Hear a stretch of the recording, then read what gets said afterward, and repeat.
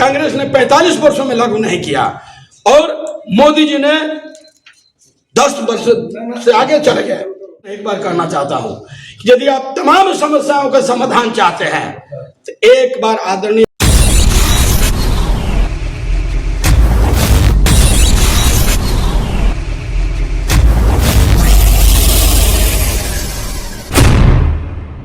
समर्पित करते हुए शिक्षा के जननी सावित्रीबाई फुले, शिक्षा के जनक ज्योतिबा फुले के चरणों में अपने आप समर्पित करते हुए स्वच्छता के जनक संत गाडगे महाराज, आरक्षण के जनक छत्रपति साहू जी महाराज के चरणों में अपने आप को समर्पित करते हुए सामाजिक क्रांति के पुरोधा पेरियार रिवाई रमा स्वामी, संत घासीदास, संत गोपादास, संत पेरियार, संत दुखादास, ललित सिंह यादव के चरणों में भी अपने आप को समर्पित करते हुए आज गणतंत्र दिवस की शुभ बेला में आप सभी को पुनः गणतंत्र दिवस की हार्दिक शुभकामना देते हुए भारतीय संविधान निर्माता डॉक्टर बी.आर. अम्बेडकर साहब के चरणों में अपने आप को समर्पित करते हुए DS4 वाम से बहुजन समाज पार्टी के संस्थापक मानवर कांशीराम साहब के चरणों में अपने आप को समर्पित करते हुए बहुजन समाज पार्टी की राष्ट्रीय अध्यक्षा सांसद की शरीन आयरलेडी बहन कुमारी मायावती जी के नीतियों में आस्था और विश्वास रखते हुए आप सभी को पुनः मैं सादर जय भीम जय भारत करता हूँ। चूंकि बाबा साहब की वो बात आप सभी जानते हैं, हम लोग बताने के उसमें आप लोग भी जानते हैं कि जब संविधान का निर्माण करने के बाद जब बाबा साहब संविधान को सौंप रहे थे तो नेहरू एंड कंपनी के तमाम लोगों ने बहुत खुशी जाहिर किया था। वो क्या खुशी जाहिर किया था? उन्होंने कहा था कि बाबा साहब आपको हमने कभी हंसते हुए नहीं देखा, जिंदगी में कभी आपको हमने हंसते हुए नहीं देखा। क्या बात है कि आप इतना खुश हैं? उस कड़ी को आपको याद करना पड़ेगा, अपने लोगों को बताना भी यही बात को। बाबा साहब ने शालीनता से उसका जवाब दिया था कि हाँ मैं आज खुश हूं। आज मैं इसलिए खुश हूं कि जो रानी के पेट से राजा पैदा होता था रानी के पेट का हमने नसबंदी कर दिया है।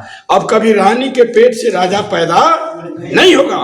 आज मैं जो संविधान आपको सुपुर्द कर रहा हूं इस संविधान में चाहे वारा राजा हो, रंक हो, डोम हो, धरिकार हो या कितना हो धनवान हो और कितना हो गरीब हो, मैंने सबको एक वोट का अधिकार दिया है।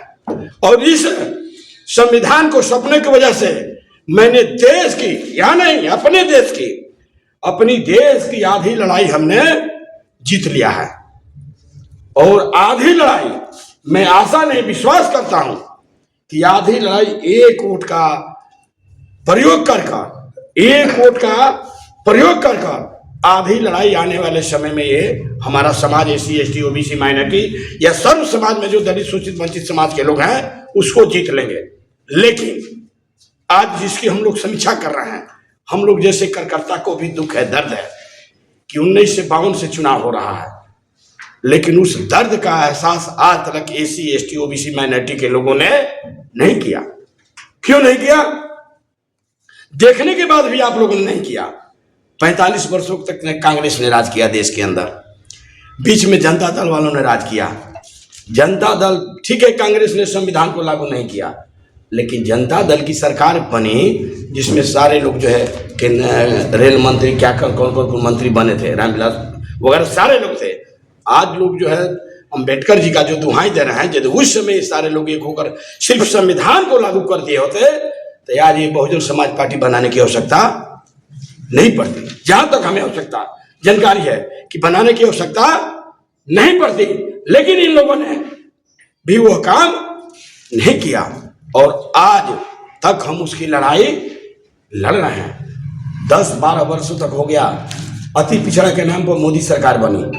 अति पिछड़ा के नाम पर यदि पिछड़ा का बेटा मोदी होते तो सरकार में आते यानी प्रधानमंत्री बनते इस संविधान को लागू कर दिए होते, लेकिन ये सरकार का आदमी, ये अति पिछड़ा और पिछड़ा का आदमी नहीं है, ये तो संघ के आदमी है। और संघ के आदमी आपको अधिकार कभी दिया है न कभी देगा, न कभी दिया है न कभी देगा।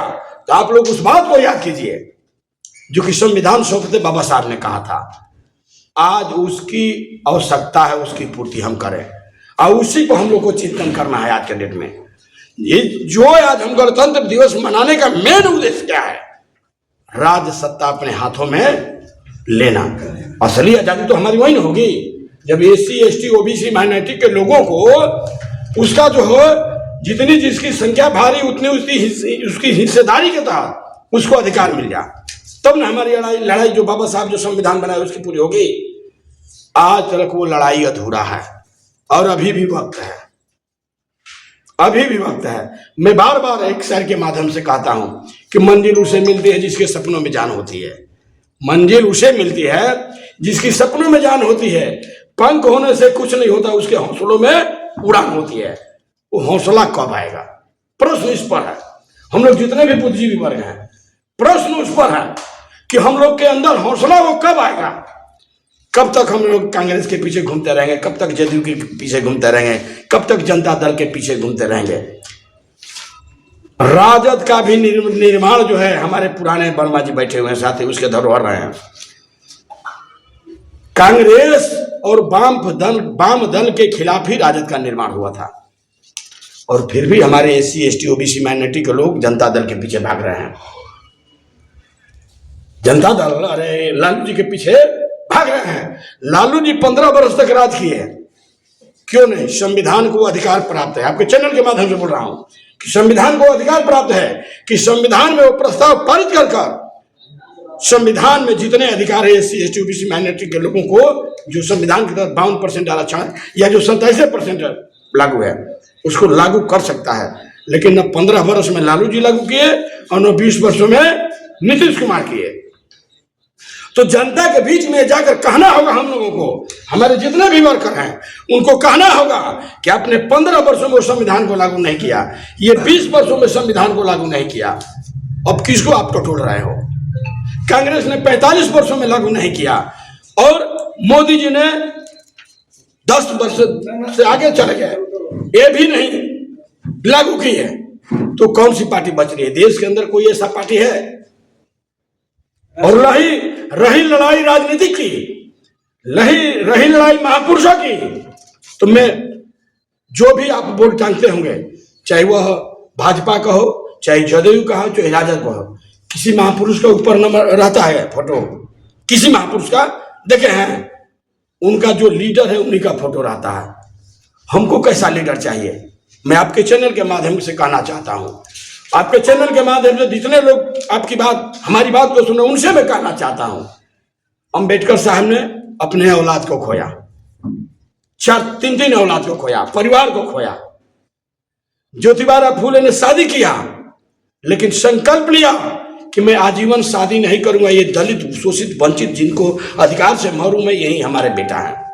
कैसा नेता चाहिए? मैं कहना चाहता हूं, कांसी राम साहब ने आजीवन घर नहीं जाने का संकल्प लिया कि मैं इस समाज को हक और हुकूक दिलाकर रहूंगा, तब तक मैंने कभी आजीवन घर नहीं जाऊंगा। आना एक धुर जमीन लूंगा ना कोई बैंक बैलेंस होगा, मिला कहीं? ऐसा नेता आपको कैसा चाहिए?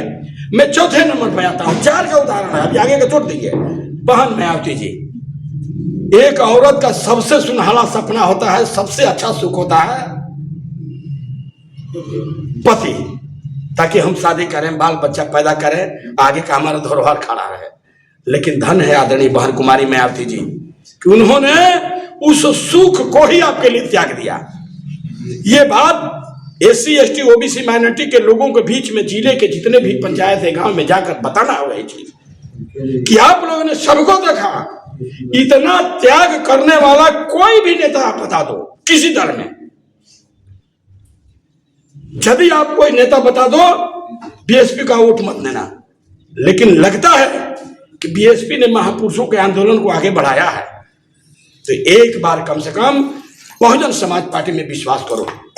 आपके चैनल के माध्यम से पुनः मैं, जहां तक आपकी चैनल की विस्तार जा रही है, मैं उनसे निवेदन करूंगा आपके चैनल के जो लोग भी सुन रहे हैं कि मुझे ज्यादा दिन नहीं चाहिए, 10 वर्ष नहीं चाहिए, 15 वर्ष नहीं चाहिए, 20 वर्ष नहीं चाहिए, 45 वर्ष नहीं चाहिए, केवल आदरणीय बहन जी में 5 वर्ष विश्वास करें, बहुजन समाज पार्टी में 5 वर्ष विश्वास करें और केवल पूरे देश की बागडोर 5 वर्ष के लिए आदरणीय बहन जी के हाथों में देने का आप लोग काम करें। मेरा चैलेंज है कि पूरे देश के अंदर रोटी, कपड़ा, मकान, शिक्षा, सुरक्षा, सम्मान एकदम मिलेगा।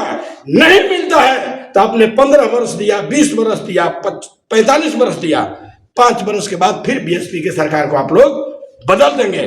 लालजी राम कुछ कहने नहीं जाएगा, लेकिन पुनः आप लोग के चैनल के माध्यम से कहना चाहता हूं कि इसको सीरियसली लें। और मेरा हाथ जोड़कर निवेदन है कि बहुजन समाज पार्टी बिहार में एक अलग पहचान बनाने के लिए एक एक कार्यकर्ता, एक एक माताएं हम बहनें, एक एक गार्जियन को घर से बाहर निकलना पड़ेगा। इसलिए कि महापुरुषों ने कहा है, जे ते ताजा नहीं, ते राजा नहीं। जिसका कोई दल नहीं, उसका कोई बल नहीं, उसकी समस्या का कोई हल नहीं।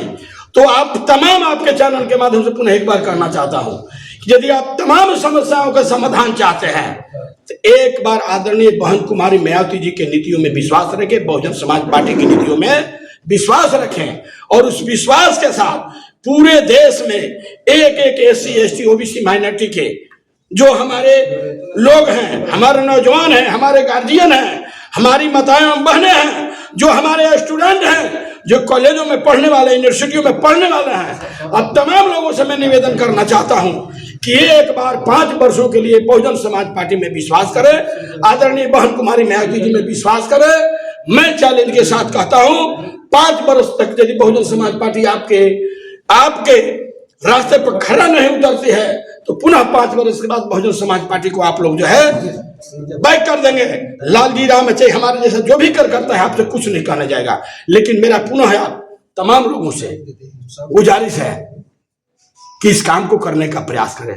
लास्ट में एक शेर के माध्यम से अपनी बात को प्रेस कॉन्फ्रेंस में जो चल रहा है इसमें मैं खत्म करूंगा कि ये वक्त एक काम कर दो, आए वक्त एक ऐसा काम कर दो, यह दौर फिर से बहुजनों के नाम कर दो। ये वक्त एक ऐसा काम कर दो, यह दौर फिर से बहुजनों के नाम कर दो। ना हो हर घर में पैदा एक अंबेडकर तो कोई बात नहीं, ना हो हर घर में एक अंबेडकर पैदा तो कोई बात नहीं, लेकिन हर गांव में एक कांशीराम पैदा कर दो, हर गांव में कांशीराम। शब्दों के साथ मंचासीन तमाम अतिथियों का स्वागत करते हुए, आप तमाम पदाधिकारियों का स्वागत करते हुए, मीडिया बंधु का स्वागत करते हुए मैं अपनी वाणी को विराम देता हूं। जय भीम, जय भारत।